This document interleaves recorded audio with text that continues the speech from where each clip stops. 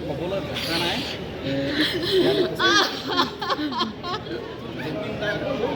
আচলতে বৰ্তমানত এনেধৰণে যিসকল দৰ্শক শোকত ভাগি পৰিছে মই ভাষ্য ল'ম চিনেমাখন আৰম্ভ হ'ব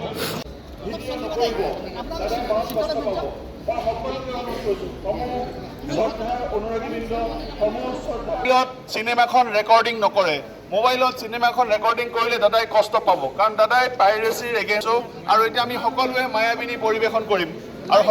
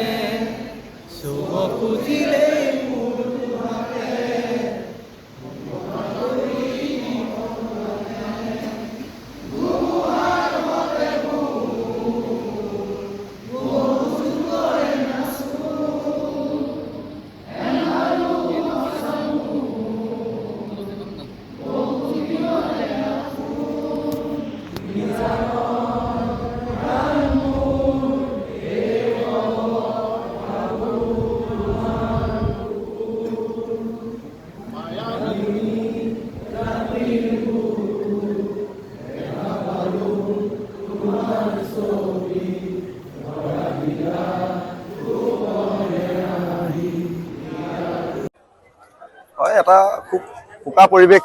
আৰু আজি মই এটা সৌভাগ্য দিন মোৰ আজি জন্মদিনটো আচলতে শেষ বাৰু জন্মদিন হিচাপে মই এইটো পালন নকৰোঁ আৰু সকলোকে এটাই অনুৰোধ কৰিছোঁ সকলোৱে কেমেৰা অফ কৰি চিনেমা চাওক সকলো অসমবাসী ৰাইজক সেইটোৱে অনুৰোধ কৰিছোঁ আৰু সকলোৱে মই চিনেমা হলৰ যেতিয়া চিনেমাখন চাই ওলাই যাব মই নাহৰ পুলি বিতৰণ কৰিম বাহিৰত নাহৰ পুলি সকলোৱে লৈ যাব তাকে অনুৰোধ কৰিছোঁ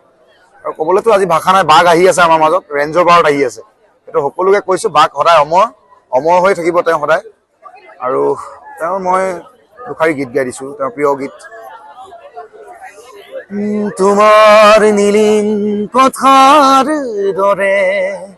বকুল বনত শুভা জাগে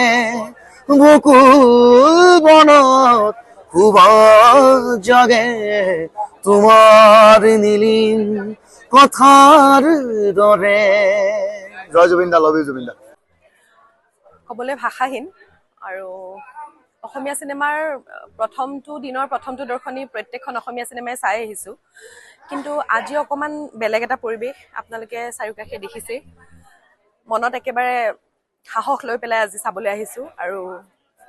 আশা কৰিম যে অসমীয়া প্ৰত্যেকজনে এইখন চিনেমা চায়, তাৰে আশা কৰিম। পৰ্যায়ত ৰাখিব এতিয়া মানে আমি থিৰাং কৰিবই পৰা নাই, মানে গুৰুৰ শাৰীত ৰাখিম নে ভগৱানৰ শাৰীত ৰাখিম নে মেছেঞ্জাৰ অফ গড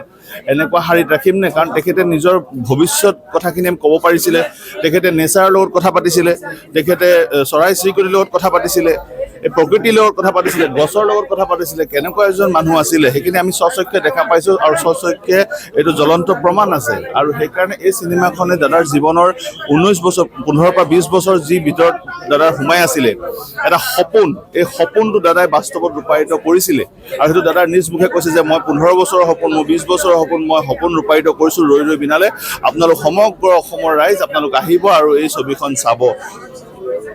আজি আমাৰ হিয়াৰ আমঠু আমাৰ ভগৱান স্বৰূপ জুবিনদাৰ জীৱনৰ যিটো সপোনৰ প্ৰজেক্ট ৰৈ ৰৈ বিনালে আৰু খন্তেক সময়ৰ পিছতে আমি দৰ্শকৰ বাবে আগবঢ়াই দিম। দাদা শাৰীৰিকভাৱেহে আমাৰ মাজত নাই, দাদা আমাৰ মাজত সদায় আছে আৰু আমি সদায় দাদাক আমি লগত ৰাখিম। আৰু ইয়াত দৰ্শকৰ কাৰণে যিখিনি যাৱতীয় ব্যৱস্থা কৰিবলগীয়া হৈছে, ডক্টৰৰ পৰা পানীৰ পৰা চৰবতৰ পৰা ফাৰ্ষ্ট এড এম্বুলেঞ্চৰ ব্যৱস্থা কৰা হৈছে। আৰু ইয়াত আমাক গোটেই ভাস্কৰজ্যোতি পৰিয়ালে সহায় কৰাৰ লগতে জিলা প্ৰশাসন আছে, পুলিচ প্ৰশাসন আছে, চিভিল ডিফেন্সে আছে, স্থানীয় ৰাইজ আছে, জুবিন গাৰ্গ ফেন্স ক্লাব শিৱসাগৰৰ সদস্যসকল আছে। ইয়াত যিখিনি কৰিবলগীয়া আমাৰ জৰুৰীকালীন ব্যৱস্থা, ইয়াত সকলো ব্যৱস্থাৰ আমি